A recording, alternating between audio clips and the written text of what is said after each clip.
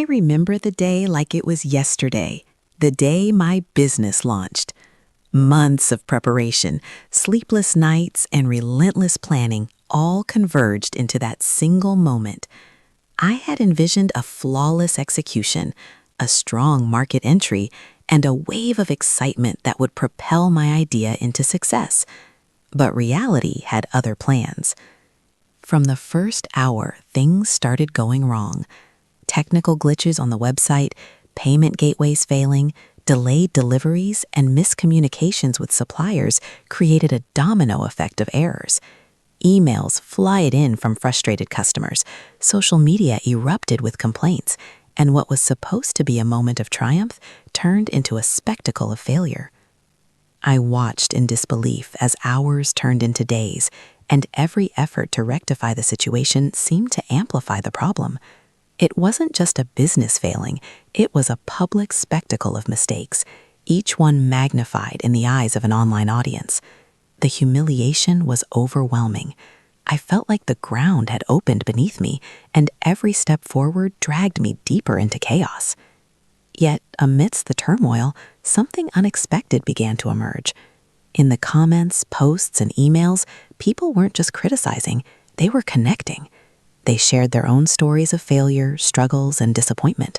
The vulnerability of seeing someone else fall so spectacularly struck a chord. My failure was no longer mine alone.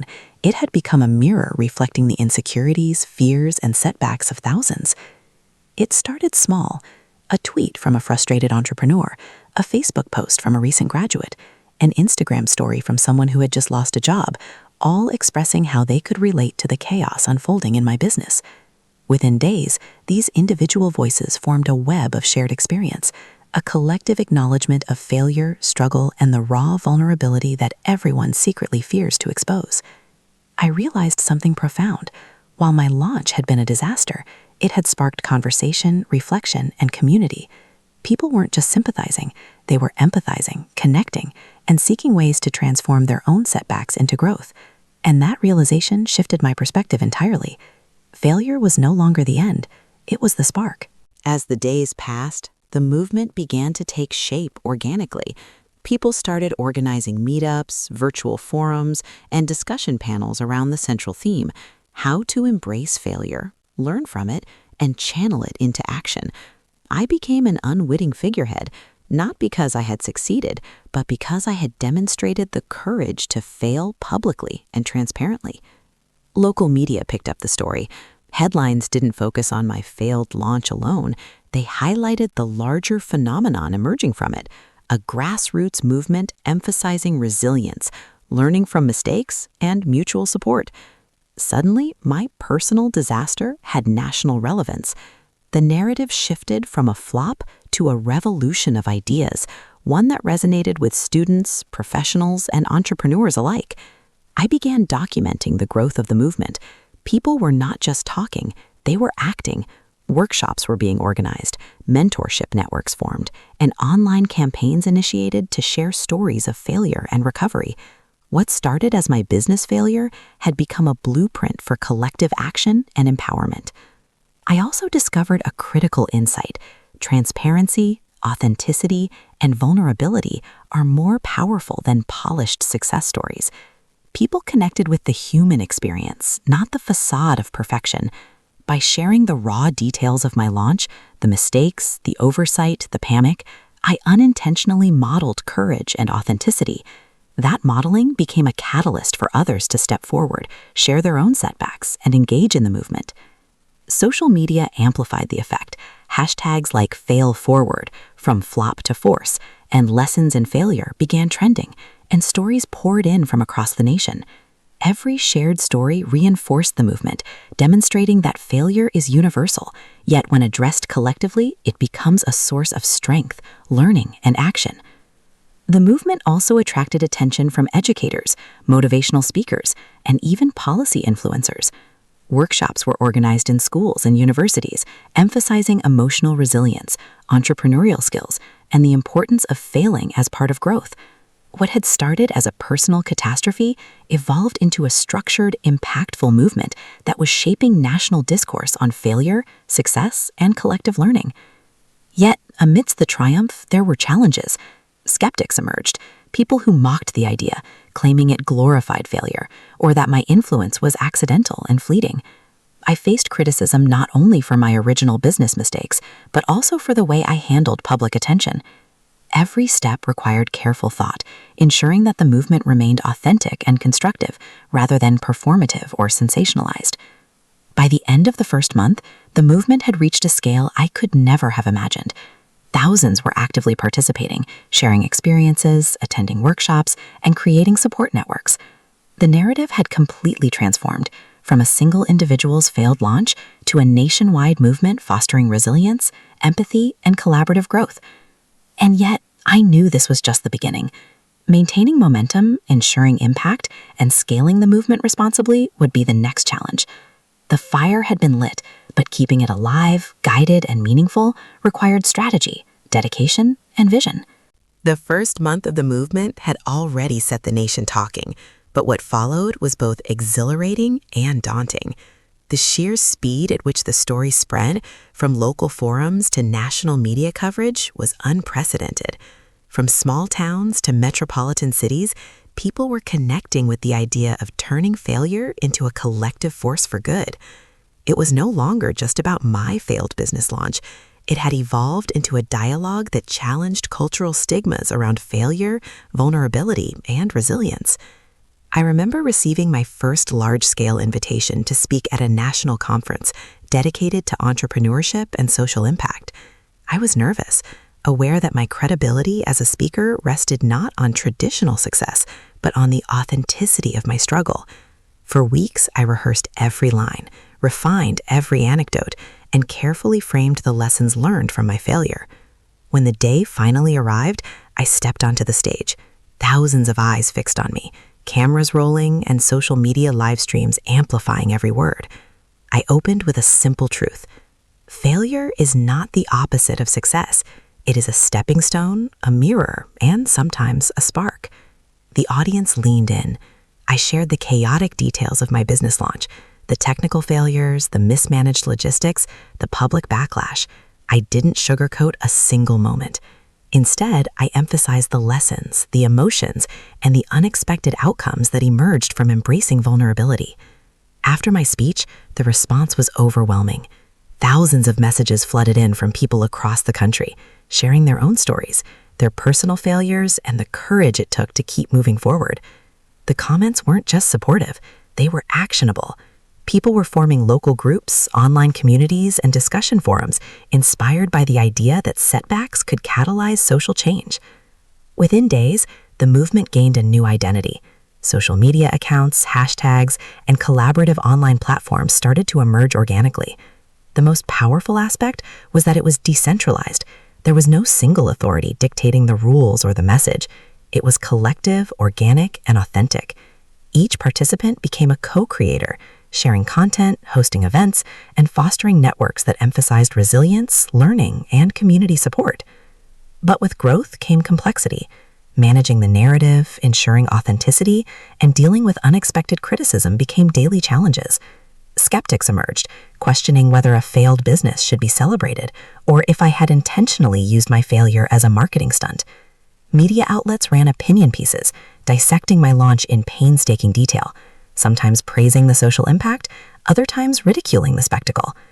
Elena, my closest advisor and co-creator of the movement structure, reminded me constantly, "We cannot control perception entirely, but we can guide it. Focus on transparency, inclusivity, and the tangible outcomes of this movement.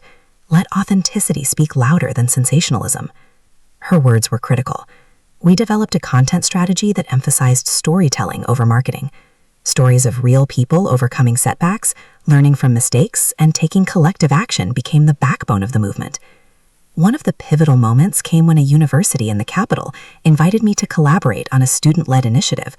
The idea was to create a platform where students could openly share failures, analyze them, and develop actionable solutions together. The initiative was designed to counter the academic culture that often stigmatized mistakes, emphasizing instead that failure was an integral part of growth. The university program quickly expanded. Departments of business, psychology, and social sciences all contributed, integrating case studies, storytelling sessions, and peer-to-peer mentoring. Students not only shared personal experiences, but also initiated local social projects inspired by the movement's ethos. In weeks, what had started as a failed business had grown into a structured program with measurable impact. As the movement spread, unexpected twists emerged. While the majority of participants were supportive and aligned with the vision, there were factions attempting to hijack the narrative. Competitors in the entrepreneurial space, media personalities seeking attention, and even politicians tried to exploit the movement for personal gain. Some attempted to reframe the story to their advantage, while others launched subtle campaigns to discredit me personally. Carter and Alina stepped up as strategists, coordinating rapid responses to misinformation, clarifying objectives publicly, and ensuring the movement remained focused on its original ethos, turning personal setbacks into collective empowerment. We also leveraged technology. Real-time monitoring of social media, AI-driven sentiment analysis, and rapid response content distribution became essential tools to maintain credibility and unity. The challenge intensified when a major national publication published a critical article, framing the movement as an accidental byproduct of a business failure, questioning the legitimacy of its impact. Headlines suggested that my failure was merely a spectacle, dismissing the authentic transformation that thousands had experienced. I realized then that for the movement to survive, it needed not just stories, but proof of tangible change. Elena proposed we document success stories systematically, local projects initiated, mentorship programs conducted, and communities impacted. We created a digital repository, mapping the movement's growth geographically and socially. Each story became a testament to the idea that failure, when embraced collectively, could catalyze meaningful change. This documentation served multiple purposes. It legitimized the movement in the eyes of skeptics, inspired new participants to join, and provided a blueprint for replication in different regions. Universities, NGOs, and community organizations began adopting the model, integrating it into their programs. The movement had evolved from a spontaneous national trend into a structured social phenomenon with measurable outcomes. Amid this growth, personal challenges arose. Media scrutiny intensified, public expectations soared, and every new participant brought additional complexity to manage. There were moments of doubt, days when the initial failure's weight seemed heavier than the collective progress.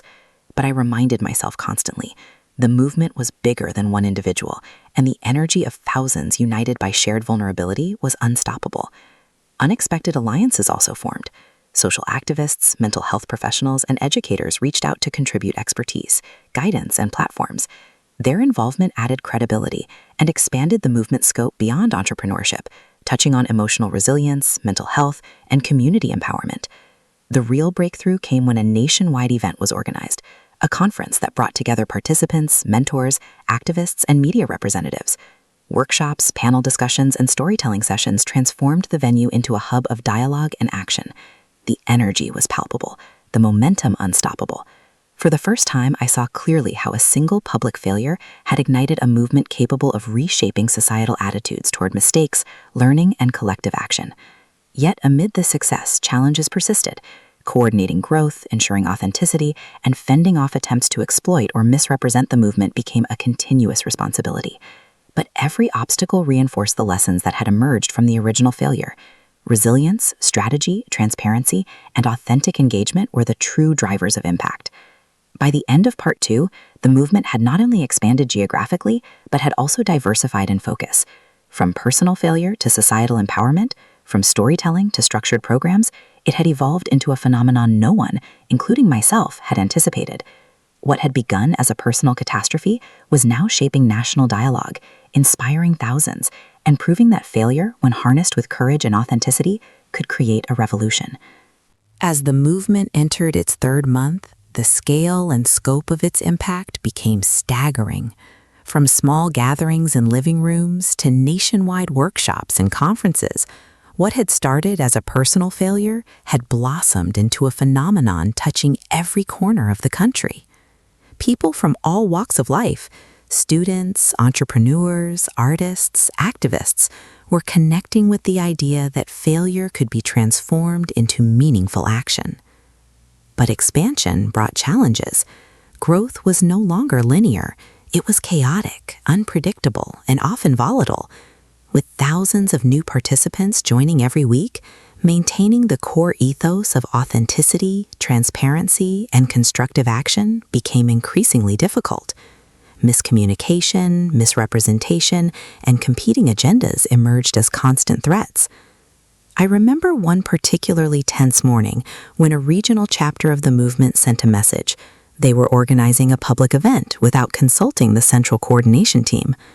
The message suggested potentially controversial themes, misaligned with the movement's values. It was a delicate situation. Too heavy-handed a response could alienate passionate participants, but ignoring it risked compromising the entire movement. Elena and I convened an emergency virtual meeting with all regional leaders. "We've built this on shared values, authenticity, and constructive action," I began. "We cannot allow misrepresentation to undermine the work of thousands, but we also cannot alienate those who are genuinely passionate. We need strategy, communication, and unity." Through careful discussion, guidance, and support, we realigned the regional team, emphasizing shared goals and the principles that had driven the movement's success. The experience reinforced an essential lesson. While momentum was powerful, sustainability required structure, oversight, and continuous engagement. Meanwhile, media attention intensified. National television, online news portals, and social media influencers were all reporting on the phenomenon. Headlines highlighted the unique narrative. A failed business launch had catalyzed a nationwide conversation about resilience, learning, and collective empowerment. Interviews, podcasts, and panel discussions expanded the audience further, bringing new participants and opportunities for collaboration. The most profound impact, however, was not in media coverage. It was in the stories of individual transformation. I received hundreds of letters, emails, and social media messages detailing how participants had overcome personal failures, initiated community projects, and inspired others. These stories ranged from students creating peer support networks to entrepreneurs pivoting after business setbacks to artists using rejection as fuel for creative growth. It became clear that the movement was no longer about me. It was about collective action, shared experiences, and societal transformation. I was a catalyst, a figurehead, but the real power lay in the people who had embraced vulnerability, shared their failures, and committed to turning them into progress. Yet, as the movement's reach expanded, so did the intensity of criticism and opposition. Skeptics questioned the legitimacy of the movement, suggesting it glorified failure or was a superficial social experiment. Competitors in the entrepreneurial ecosystem, some threatened by the narrative, attempted to discredit the impact. Politicians and media commentators debated whether a failed business could serve as a valid model for national social change. I realized that to sustain and scale the movement, it needed a more formal structure. Elena proposed creating a central coordinating body, a team dedicated to maintaining the integrity of the movement, managing communications, and guiding regional chapters. We recruited experienced professionals in education, social work, and communications, ensuring a blend of expertise, empathy, and strategic vision. This new structure allowed us to streamline operations, monitor growth, and respond swiftly to miscommunication or misinformation. It also provided accountability, creating a transparent hierarchy that reassured participants and external observers of the movement's credibility. With structure in place, the next phase involved national expansion. We launched initiatives in cities previously untouched by the movement, creating chapters in universities, co-working spaces, and community centers. Each chapter received training, resources, and mentorship, ensuring that the principles of authenticity, transparency, and constructive engagement were preserved. As the movement expanded, unexpected opportunities arose. Corporations and nonprofit organizations approached us, seeking collaboration to integrate resilience-building programs into corporate culture, educational curricula, and social initiatives. While these offers had potential, they also presented risks of co-optation or dilution of the movement's values. Every partnership was scrutinized meticulously to ensure alignment with our mission, transforming failure into collective empowerment. During this period, one particularly pivotal event occurred. A nationwide conference was organized, bringing together leaders, participants, and media representatives. The scale was unprecedented. Thousands of attendees, multiple workshops, and live-stream discussions amplified the movement's reach. Participants shared personal narratives, community projects, and collaborative initiatives that had emerged from the shared experience of failure. The energy was electric. Walking through the venue, observing the passion, creativity, and dedication of participants, I felt a profound sense of purpose. What had begun as a personal catastrophe had become a platform for societal transformation, inspiring resilience, collective action, and a shift in cultural attitudes toward failure. Yet, even in triumph, challenges persisted. As the movement became a cultural force, the stakes increased. Criticism grew louder, scrutiny intensified, and expectations soared. Every decision, every public statement, every partnership had consequences. The responsibility was immense, and the margin for error had shrunk dramatically. Carter and Elena remained my anchors, ensuring strategy, coordination, and clarity amid the chaos. Their guidance was crucial, balancing authenticity with scalability, maintaining vision while navigating criticism, and transforming momentum into sustainable impact. By the end of Part 3, the movement had evolved into a nationwide phenomenon, structured yet dynamic, decentralized yet coordinated, and driven by the collective energy of participants inspired by a shared embrace of vulnerability. What had begun as a failed business launch had catalyzed a movement capable of reshaping national discourse, inspiring resilience, and fostering collaboration on an unprecedented scale. But the story was far from over. As the movement reached critical mass, external pressures, political, social, and economic, began to test the limits of its resilience. The next phase would determine whether this unprecedented social phenomenon could sustain itself, scale responsibly, and endure beyond the initial wave of excitement. The stakes had never been higher. By the fourth month, the movement had matured into a complex ecosystem. Regional chapters, mentorship networks, and online platforms had created a decentralized yet coordinated structure. While the momentum was exhilarating, it also brought a new layer of challenges: internal conflicts, diverging agendas, and the constant pressure of maintaining authenticity in a rapidly growing organization. The first sign of tension appeared within the leadership of one of the largest regional chapters. Disagreements arose over the direction of certain programs, the allocation of resources, and the messaging to the public. Some leaders wanted to prioritize media visibility and rapid expansion, while others insisted on focusing on grassroots initiatives and community engagement. I convened a high-stakes virtual leadership summit to address these conflicts. Elena and I emphasized core principles: transparency, authenticity, and collective empowerment.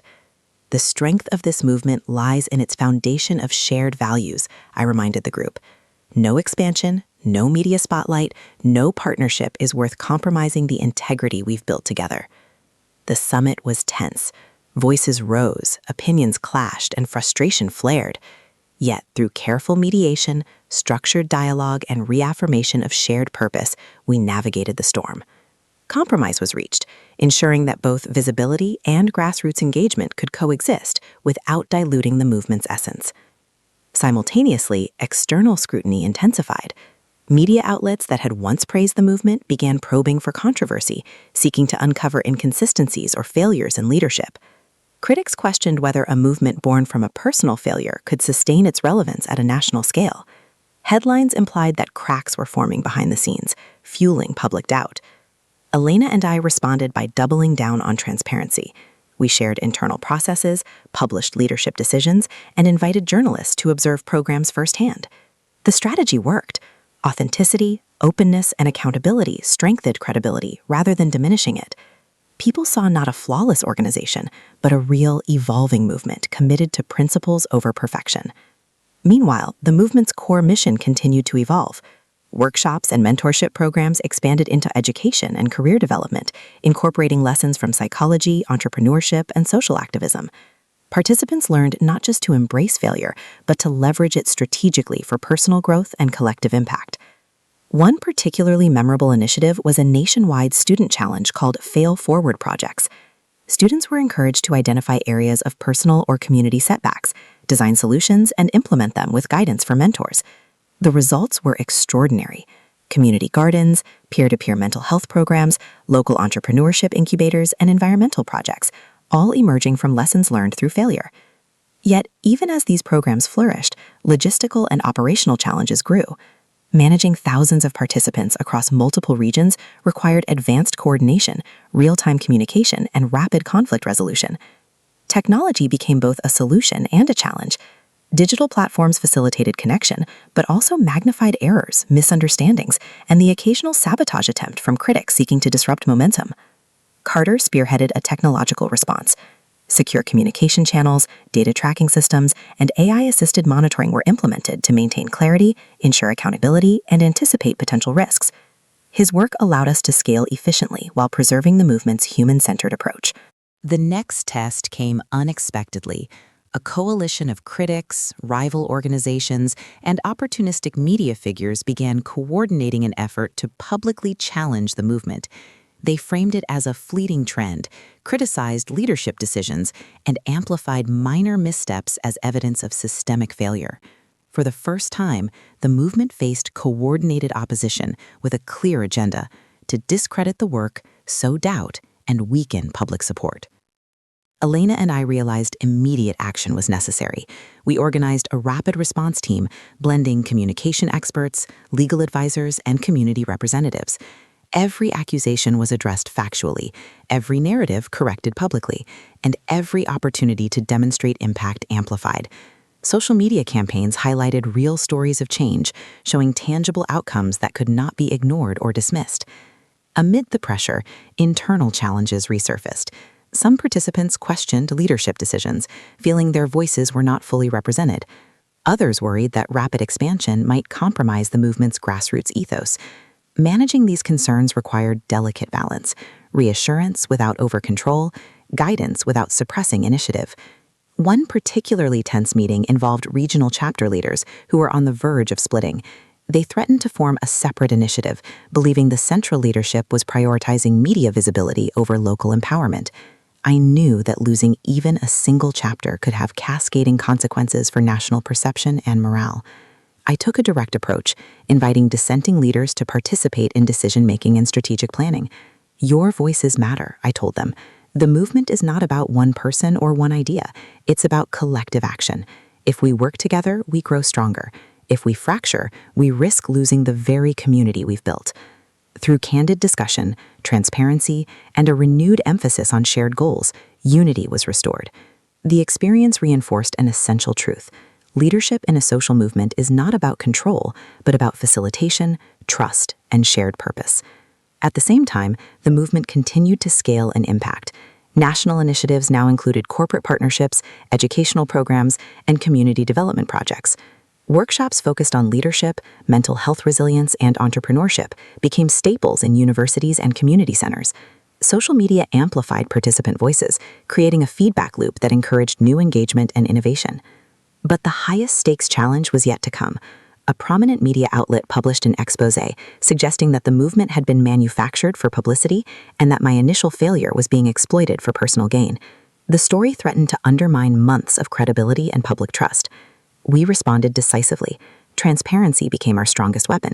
Detailed timelines, documentation, and testimonials from participants were shared publicly. We conducted live interviews, allowing participants to share their authentic experiences, and launched a digital repository highlighting every tangible outcome. The public response was overwhelmingly positive. Authenticity, accountability, and demonstrated outcomes countered the narrative of fabrication. By the end of Part 4, the movement had survived internal conflicts, external scrutiny, and attempts to discredit its impact. It had not only grown in size, but had deepened in structure, accountability, and credibility. The initial chaos of my failed business launch had transformed into a structured, resilient, and nationally recognized movement capable of inspiring personal growth, collective action, and societal change. Yet the story was far from over. The next phase would test the movement's resilience like never before, scaling globally, navigating complex partnerships, and confronting forces that would challenge both its ethical foundation and strategic direction. The stakes were higher than ever, and the lessons from failure would be tested on a monumental scale. By the 5th month, the movement had evolved beyond national attention. It was a force shaping the cultural conversation around failure, resilience, and empowerment. Universities, corporations, NGOs, and government entities were all seeking collaboration. What had started as a personal failure now required strategic oversight on a scale I had never anticipated. The challenge was no longer just growth, it was consolidation. With over 100 regional chapters, thousands of active participants, and multiple partnership requests, maintaining alignment with the movement's core values became critical. Each decision had far-reaching consequences, and every action required precision, transparency, and foresight. One morning, I received a proposal from a high-profile multinational organization interested in sponsoring a nationwide initiative. They offered resources, media amplification, and logistical support. But there was a catch. The initiative would be branded primarily under their name, and while it aligned superficially with the movement's mission, it risked diluting our identity. Alina and I debated for hours. Accepting would accelerate growth and impact, but could compromise autonomy. Declining might slow momentum and risk disappointing participants eager for expansion. We decided on a middle path: negotiate terms ensuring co-branding, autonomy, and adherence to the movement's ethos. Negotiations were tense. Corporate representatives pushed for visibility, branding, and influence over messaging. We held firm on authenticity, participant empowerment, and ethical representation. In the end, a compromise was reached: joint branding, shared oversight, and a clear framework protecting the movement's core values. The lesson was profound. Strategic partnerships are powerful, but require boundaries, negotiation, and unwavering commitment to principles. Meanwhile, internal growth continued. Regional chapters were hosting workshops, community projects, and storytelling sessions. The movement had diversified its scope. Mentorship, mental health awareness, entrepreneurial support, and leadership development became pillars of its structure. Each program was designed not just to inspire, but to provide practical tools for participants to transform failure into action. The digital presence of the movement had also evolved. Social media campaigns, live webinars, and online mentorship platforms created a dynamic ecosystem for engagement. Hashtags like Fail Forward Now and Resilience in Action trended nationally, amplifying individual stories and reinforcing collective impact. However, as growth accelerated, unforeseen challenges emerged. Some regional chapters attempted to prioritize visibility over substance, seeking media attention without adhering to the movement's ethical standards. Others experimented with initiatives that unintentionally conflicted with the movement's mission. These missteps, if unaddressed, could undermine credibility and erode public trust. Carter implemented a real-time monitoring system, tracking initiatives, communications, and social media impact. This allowed the leadership team to intervene early, provide guidance, and ensure alignment. Simultaneously, Alina and I focused on mentorship, training regional leaders to embody the movement's values while encouraging creativity and innovation. The next major challenge arrived from an unexpected quarter: political attention. National leaders and policymakers began referencing the movement in speeches, recognizing its impact on youth engagement, social empowerment, and community development. While the recognition was positive, it also introduced new scrutiny, expectations, and potential interference. A high-ranking government official proposed collaboration, suggesting integration of the movement's programs into public education and youth development initiatives. The proposal was unprecedented in scale and scope, but it carried implicit demands for compliance with government oversight, reporting, and potential influence over content. Elena and I faced a critical strategic decision. Accepting the proposal would extend reach and impact, but could compromise autonomy. Rejecting it might limit influence and slow expansion. After careful deliberation, we proposed a phased collaboration: pilot programs in select regions, co-designed with government advisors, but retaining movement-led oversight, decision-making, and ethical control. Simultaneously, the movement faced external threats from detractors. Competing social initiatives, corporate critics, and media commentators sought to discredit the work, framing it as a fleeting trend or exploiting minor missteps to question legitimacy. We had to maintain vigilance, respond to criticism publicly and strategically, and demonstrate ongoing impact through transparent reporting. The coalition of critics escalated when a prominent news outlet attempted to frame the movement as a personal brand exercise rather than a societal initiative. The article questioned motives, authenticity, and the sustainability of growth. It threatened to shake the confidence of participants and partners. Our response was decisive. Transparency and storytelling became the counterattack. We showcased tangible outcomes, community projects, mentorship programs, mental health workshops, and educational initiatives. Leaders from regional chapters shared firsthand experiences, reinforcing the authenticity of impact. Social media amplified these narratives, restoring credibility and engagement. The movement also faced internal pressures. Some leaders feared losing identity within the expanding coalition. Participants demanded clarity on decision-making, resource allocation, and strategic direction. Leadership meetings became intense, requiring careful balance between empowerment and centralized guidance. Through mediation, structured dialogue, and shared governance, internal alignment was maintained. Decisions were codified, transparency ensured, and the collective ethos reinforced: resilience, empowerment, authenticity. Participants felt heard, respected, and engaged, ensuring continued motivation and commitment. By the end of Part 5, the movement had achieved national consolidation, navigated high-stakes partnerships, and fended off internal and external threats. Its programs were diversified, scalable, and impactful, reaching students, professionals, and communities nationwide.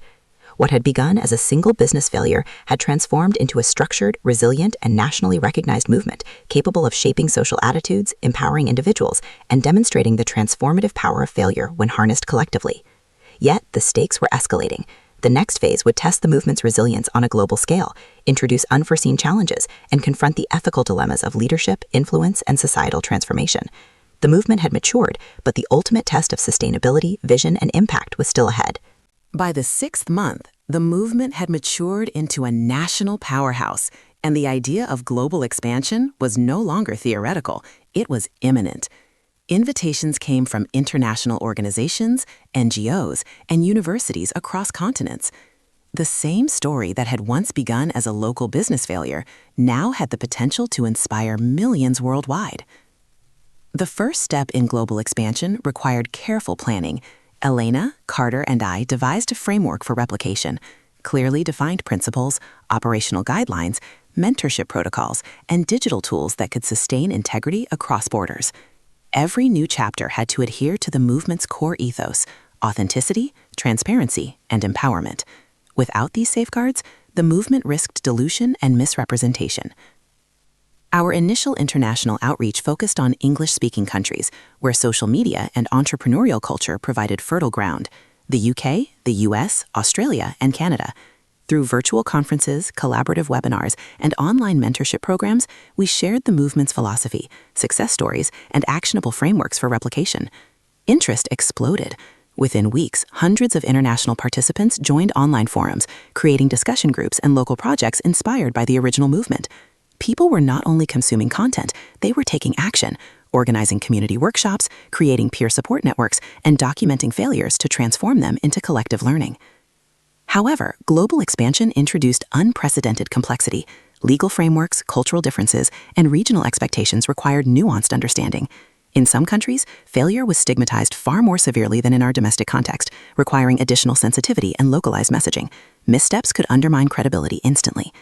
To mitigate these risks, we established a global advisory council composed of experts in law, education, psychology, and cultural studies. Their role was to provide guidance, ensure compliance, and maintain authenticity across all international initiatives.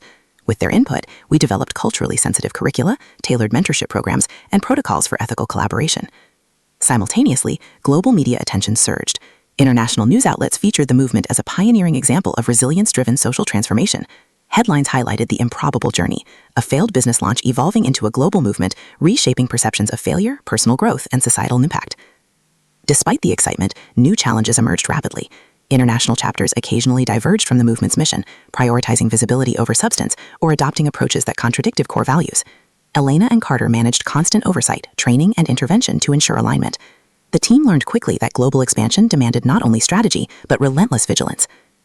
Meanwhile, the original movement in our home country continued to grow. Regional chapters became self-sustaining hubs, mentorship programs flourished, and tangible societal impact multiplied. Communities reported increased entrepreneurial activity, mental health resilience, and social cohesion. Yet the leadership team remained acutely aware. Success was not a destination, but a continuous process of adaptation, learning, and integrity preservation. The most pivotal moment arrived during a virtual global summit. Thousands of participants from different continents logged in simultaneously, sharing stories, insights, and projects. It was electrifying, a convergence of different experiences united by a common philosophy, turning failure into collective empowerment. I addressed the summit live. Your failures are not setbacks, they are stepping stones. They connect us, empower us, and inspire action. What began as a single misstep, a personal disaster, has become a global conversation. But this is just the beginning. The future of this movement depends on you, on every individual, community, and leader willing to embrace vulnerability, act with integrity, and transform setbacks into societal change. The response was overwhelming. Chat boxes filled with gratitude, excitement, and commitments to action.